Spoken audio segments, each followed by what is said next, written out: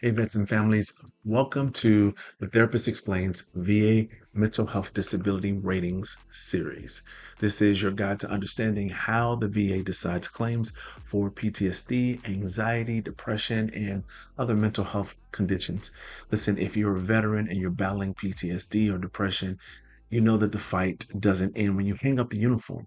So I'm approaching this series both as a veteran who's lived it, all of these, some of these concerns, and as a trauma-focused therapist who has counseled others through it, and I'm still counseling others through these mental health concerns. That means you'll get a unique perspective, a lived experience, and I'll back it with research and clinical insight so that you can navigate your claim with clarity and confidence. Listen, VA mental health ratings are based on 38 CFR 4.130, the general rating formula for mental disorders. It's how your symptoms are translated into percentages ranging from 0 to 100%.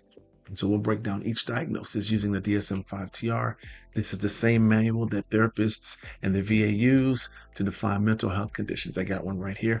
You'll see exactly how your symptoms align with VA criteria and how to strengthen your evidence. Every episode that I do is going to include a DSM-5-TR overview of the condition, a research highlight, a proven VA claim strategy, and then some practical steps to help you build a strong evidence-based claim. You can also download my free guide. It's the VA Mental Health Claim Self-Assessment and Decision Tree. This is linked in the description and it's pinned in a comment. This is going to help you organize your symptoms, match them to the VA rating scale, and then prepare for your C&P exam with confidence. If you or another veteran needs immediate help, please call the Veterans Crisis Line at 988 and then simply press 1. You are never alone, and you've got help in this fight for your mental health and for your well-being. I want to be along on the ride and along on the journey with you. So before we start, let me give you a quick disclaimer. This content is for educational purposes only. I don't give legal, clinical, or medical advice. Royal Rock Counseling and Consulting LLC is not affiliated with the VA, and we don't prosecute claims. We do help you understand the process and connect you to qualified professionals if necessary. If you find this content helpful, please like it, subscribe it, hit the notification bell so you don't miss future videos. Your support helps this channel reach more veterans and families who need clear, trustworthy guidance and advice on mental health and VA claims and things that can help their families live well and live well. So thank you to everybody who's already subscribed and commented and shared. You're part of the community helping veterans take back their voice, their health, and their future. So without further ado, let's begin your journey toward a fully developed VA claim that's informed, confident, and empowered. These videos aren't going to be that long, but they will all help you live royally and live well. Thanks for watching, and I'll see you in the series. Hey, vets and families. In this video, we're going to talk about the diagnostic code overview for all other neurocognitive disorders or unspecified neurocognitive disorders. And this is governed again by 38 CFR 4.130, and it's code 9310, which covers all other neurocognitive disorders when the etiology is not clearly known or does not fit specific codes. When mental health conditions are rated and when mental health conditions are reviewed and considered, if they don't fall under a particular diagnostic code, they fall under the DSM-5-TR as what's called Z codes or unspecified codes. And this is one of those mental health disorders that fall under the unspecified codes. It's all of the neurocognitive disorders when they can't find what the etiology is, meaning they can't find what the root of it is or where it comes from. And so they place it under other neurocognitive disorders. It formerly was diagnosed under code 9327 in the 38 CFR, but now it's been removed and replaced by 9310 for unspecified cases. In a lot of previous manuals of the 38 CFR, they used to specifically diagnose a lot of these unspecified diagnoses. Remember, we talked about schizoaffective disorder and schizophrenia and all of the unspecified specific outliers of schizophrenia. But now what has happened is they've started to put some of these other disorders under a spectrum and they group them under certain codes. And in this case, this is grouped under the Z code. Of course, ratings are 0 to 100%, as we've discussed before, and they depend on occupational and social impairment and symptom severity. Some additional notes about 38 CFR Code 9310 Diagnostic Code is that it's part of the mental or disorder schedule on 4.130. It's catch-all when the neurocognitive disorder is present, but no etiology. And some examples of that are Alzheimer's, vascular, and TBI. If they haven't been clearly established, then you can have an other unspecified neurocognitive disorder. This is the VA's mental disorders other than PTSD and eating, DBQ, which captures many of the relevant symptoms under 9310. So if you're doing a 9310 diagnosis, there's actually a DBQ for that, and it is a catch-all for some other things that might not necessarily show up in your medical record, but may be a sign or symptom of you having had a mental disorder. So that's why it's so important to pay attention to your medical record, because even if a physical cause is suspected, if the etiology is uncertain, the VA may rate under 9310 rather than a more specific neurocognitive diagnostic code. And so here we are again talking about some of the diagnostic criteria and clinical features. If you haven't noticed by now, diagnostic and clinical features of mental health disorders are what we've been harping on, and a lot of them are similar. So if you feel like something's off mentally, these are criteria, and if you download that mental status exam or mental health exam or mental health status decision tree, it'll have questionnaires that integrate all of these different kinds of neurocognitive concerns. And what you should be realizing is you build off of these symptoms, which a lot of them are similar. There are some that are not. So just make sure you're paying attention to the specific uh, diagnoses in the DSM-5 TR and in the VA's 38 CFR for how they treat these symptoms and diagnoses. But for the most part, you'll see that the root of it is generally speaking the same. So you can build your statement off of what you see in the DBQ and then off of what symptoms you're experiencing under that particular code, under 38 CFR. So hope you're paying attention to that.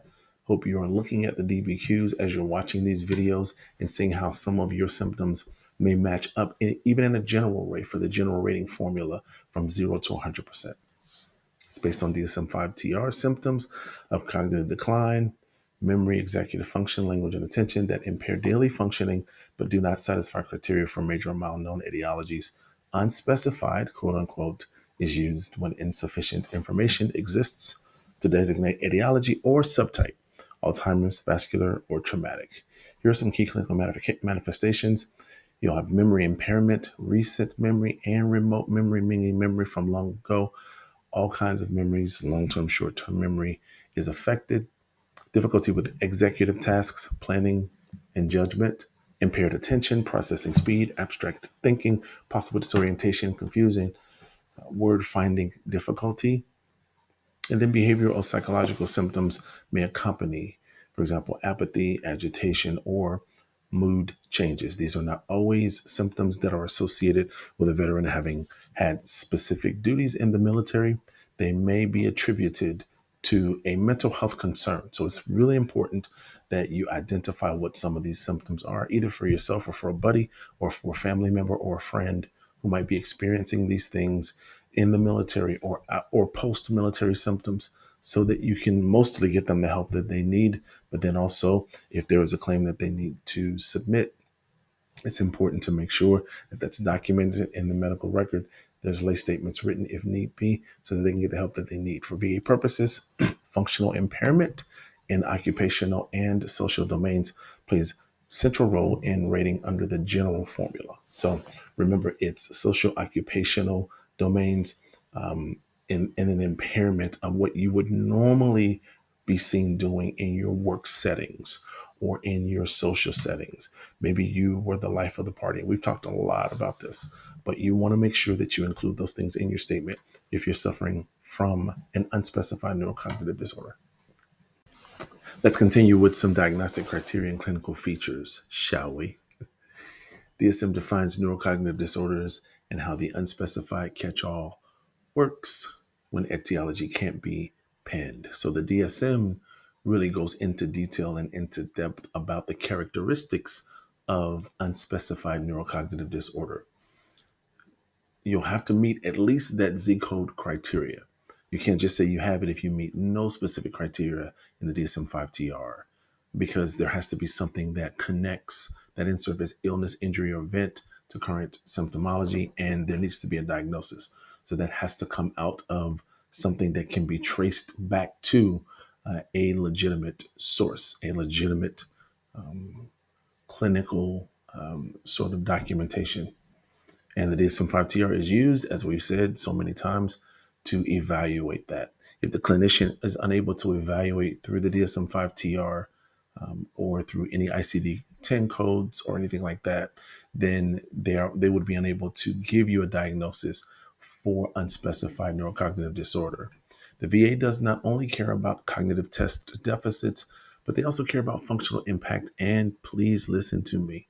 Functional impact is so very important. We've talked about it so many times. You have to be able to prove that there is a deterioration of your activities of daily living. The things that you used to be able to do, you can't do those things anymore.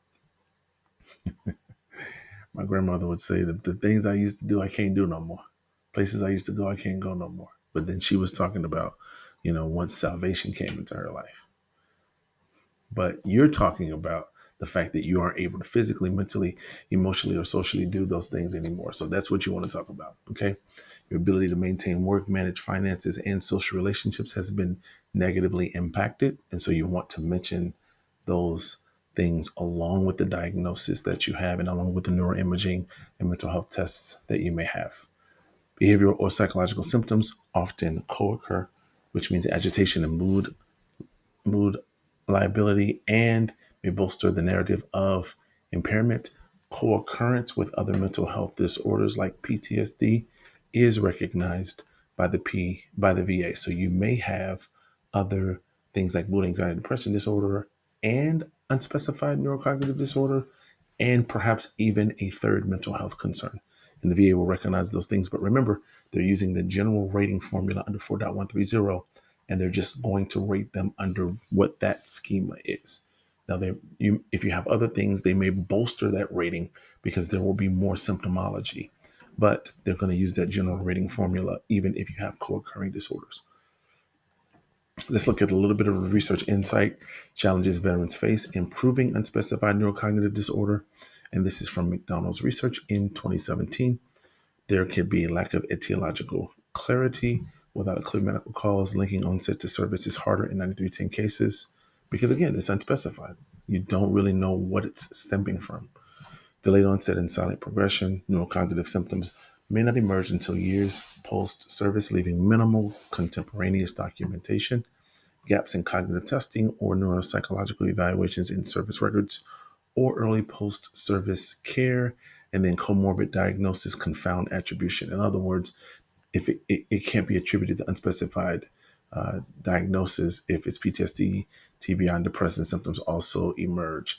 Diagnostic overshadowing is the risk. And then in reviews of neurocognitive disorder literature, under recognition arises when symptoms are subtle or overshadowed by psychiatric conditions. Psychiatric conditions would be schizophrenia and psychotic disorders. So very important to understand that. Continuing on with some of the research insight that we've gathered, we want to try to pinpoint specifically what you'll need whenever you submit a claim for unspecified neurocognitive disorders. Because again, you'll have to be very careful with this particular one. So we'll spend a little bit more time talking about what you'll need for this one, because there's various information that needs to be pulled together in order to provide evidence, or what could be considered as viable evidence for this particular type of claim. So the VA's DBQ for mental disorders. Remember, we did a whole video on DBQs. Use that DBQ to your advantage because it's got everything that you need. It includes many cognitive symptoms: memory loss, impaired abstract thinking, disorientation. But to be persuasive, you'll need structured neuropsych exams and documented change over time. Documented change over time. This is something that is needed not only for all mental health disorders or mental health conditions that you're claiming with the VA, but you'll need how your condition has changed or deteriorated over time, even if you're submitting for a physical health condition or something different. Recurring health and chronic conditions of a physical nature, you'll need to document how that's changed over time. Functional impairment may be present without clear psychotic or mood symptoms, making it harder to meet VA criteria. And then residual cognitive defects post deployment or post treatment may not be recognized as service connected. These are all challenges that arise out of trying to prove service connection for unspecified disorder. Okay. So if it's present without clear psychotic or mood symptoms, meaning you could have that type of trauma or you can have that type of neurocognitive disorder or functioning, but not have some of the more recognizable symptoms, like what you might have with any of the other psychiatric disorders that are on the schizophrenia spectrum or bipolar disorder or borderline personality disorder, those kinds of things. It could be outside of the realm of psychotic disorders, but still exist in your brain. So that's why it's going to be so important to detect that behavior and make sure that you understand what's happening. What's a claim strategy to build the record for service connection? Well, we could start with service exposure or insult, document brain injury, exposures, any neurotoxins or blast concussions, CNS infections, or head trauma, in-service records, incident reports, TBI records. Remember, all of these things I'm giving you are all different things that you can use in lieu of what may be considered clear and unmistakable evidence, meaning you don't have service treatment records. You may not have something that's documented exclusively in your military record or in your post-service records. So it's important to be able to understand how to prove this evidence strategy in light of not having some of those things. Early baseline screening, capture cognitive test data from service if available, or early post-service clinic neurology records, lay history, functional changes, timelines, detailed statements of cognitive decline, forgetfulness, errors at work, lost items, or reduced processing speed. If you know that something's been off in your mind, or if you know you're not as sharp as you used to be, please do not rule out the fact that it might be a mental health concern that you're dealing with. Neuropsychological testing and cognitive battery, formal testing, WAIS and WMS executive function tests to chart deficits and decline over time. Don't worry about what WAIS and WIMS is. They'll give you those tests if you go and report what that is. You'll take those neuropsychological tests and they will know exactly what to do. But if you need to, refer to the DSM-5 TR and refer to the rating criteria in even in the neurocognitive spaces and in those areas of the 38 CFR and say, hey, listen, run the tests that are under my category for what I'm claiming. If you see that that's not being done, make sure you insist that it be done in your behalf. Because if any of that evidence or any of those tests are missing, it's going to be harder and harder to determine that you have that condition and that it's compensable on your behalf. Private medical opinions, Nexus letters, use experienced neuropsychologists and neurologists to link the cognitive syndrome to service exposure and rule out alternative etiologies. You're ruling out alternative etiologies if you're claiming unspecified. If you have some other comorbid or co-occurring disorder, then you could say, hey, it's probably this, or your clinician could say, hey, it's probably this. And in that case, they'll rule out unspecified because they'll know what it is. So just some things to think about as you're preparing your mental health claim, and it's an unspecified diagnosis that cannot be tied to something specific in the DSM-5 TR. So let's look at claim strategy part 2, and you'll notice there's 4 different claim strategies that I have for this, and the reason for that is largely because it's a bit complex. Because if it's unspecified, then I'm trying to give you different ways to be able to gather evidence and different ways to be able to gather documentation so that you can prove that this actually exists for you. So these are just different angles to look at it. Okay, if any baseline or early testing exists, even minimal mental status exams and screening data. Remember, you take deployment screenings, you take overseas screenings, and on those screenings that you answer, and I've worked with many veterans, and I've noticed that some veterans are trying to claim some sort of mental health disorder, but they never placed on any of their screenings that they asked when they asked specific questions. How are you feeling mentally? If there was ever a time you wanted to harm yourself, or if there was ever a time that you felt depressed or down or anxious or having different moods. There's nothing on those, and it's always no or NA. So that's the reason why it's very, very difficult. So, and a lot of times veterans don't put that on there because they're like, well, I don't want to tell anybody that that's how I'm feeling, because maybe they won't let me go on deployment. Maybe they won't let me go overseas. I won't be able to take my family overseas. I'll have to go overseas by myself and my family will have to stay. Or I'll have to take another duty station, which will hinder or harm my career. So a lot of these mental health concerns just go completely unreported. And that's where we wind up in a place that we don't want to be from a care perspective, because veterans aren't caring for themselves. Therefore, aren't alerting proper medical personnel that they have concerns, that they have mental health issues. And so, therefore, everything is just kind of going to crap. And everything is being undiagnosed, underdiagnosed, and underrated and undercompensated. And so these are some of the reasons why we're not getting the claims, because we don't have the courage to speak up when we need help. So let's do that. Let's get off of that track and get on the right track of asking for help when we need it. Neuropsychological evaluations are arguably mandatory in strong cases. They provide objective metrics and can help illustrate decline over time. This is neuropsychological testing and evaluation. This is being unafraid to say something's not right up here.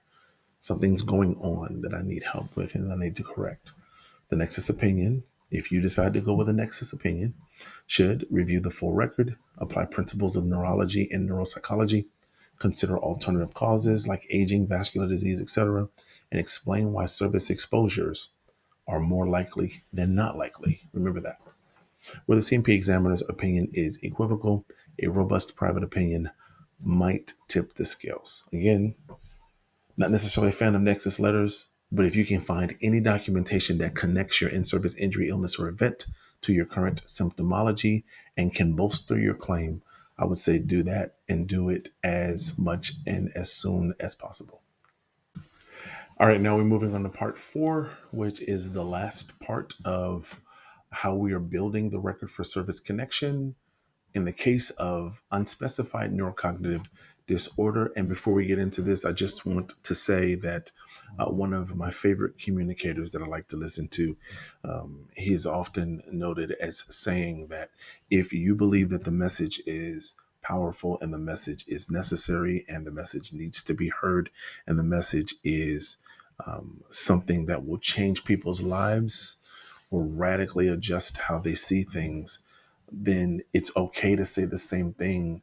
We just have to give people different ways to say it, different ways to do it, different ways to execute it. So consider these 4 parts as a different way to say it, a different way to do it, a different way to execute it, because everybody's different and everybody needs different type of language and everyone learns differently. And so we are saying the same things, but we are providing different ways to say it. And so that's what's considered here for part 4.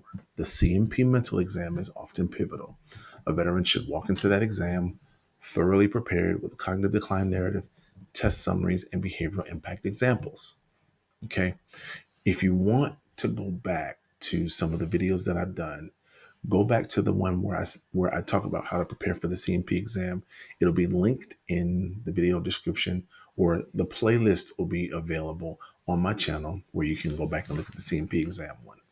I think I have 2 videos that I've done on that. Take that video and then go to the series that I did on how to write personal statements. Go through that whole series. Just pick any one of them that you like. Okay, any one of the 7 that you like. I think there's 5 or 6 different styles, because one of them is how your family, coworkers, and friends can write a buddy lay statement for you. But pick any one of those 5 or 6 statements and choose a format that you like. Okay, and write that statement, build that statement, and then take that statement, take the CMP exam PDF and video and then go to the DBQ video that was done. Okay.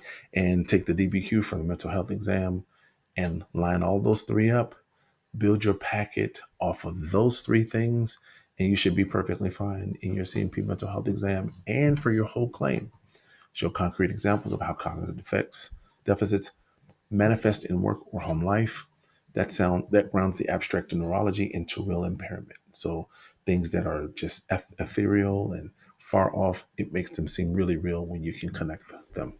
If the examiner gives an ambiguous or poorly reasoned opinion, for example, could be due to aging, it is valid to submit clarifying opinions or rebuttal arguments. In rare but extreme cases, the veterans may argue that standard schedular ratings are inadequate, extra schedular relief due to the severity of cognitive dysfunction, and appeals should methodically present